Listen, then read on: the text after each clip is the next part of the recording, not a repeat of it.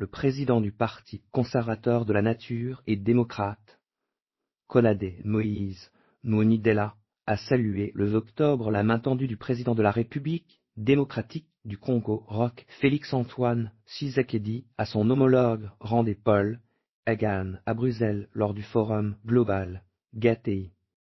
L'attitude du président Félix Tshisekedi, a poursuivi Moïse Monidela, devrait être observée également envers ses frères de l'opposition armée et non armée, tels que Corneille Nangaa, Moïse Katumbi, Joseph Kabila, ou encore des pères des églises catholiques et protestantes qui veulent réconcilier les Congolais au travers d'un dialogue national inclusif. La paix des braves est à ce prix, aujourd'hui où le pays est menacé de la youposalisation.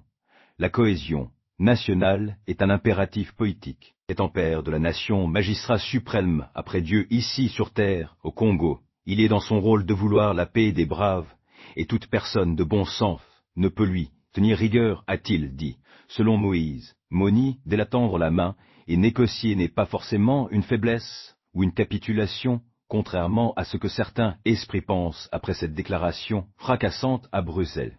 Une haute stratégie politique, coordonnateur du camp de la patrie, le président national du parti Kolade, estime que cette main tendue de Félix Tshisekedi à Paul Kagame peut relever d'une haute stratégie, pourvu qu'on fasse la politique du roseau qui s'incline lorsque le vent souffle, mais ne tombe pas, autrement dit de la realpolitik.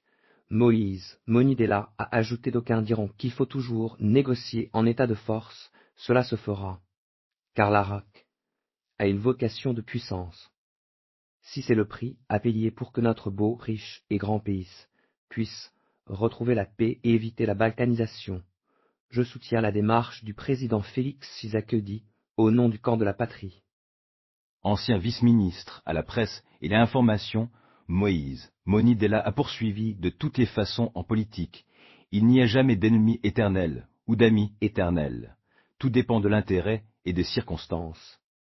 Il a rappelé la leçon d'histoire qui renseigne que les Allemands et les Français se sont fait la guerre pendant longtemps, et ils ont fini par fumer le calumet de la paix pourvu que Félix Tshisekedi et Paul Kagame puissent être sincères, a-t-il estimé.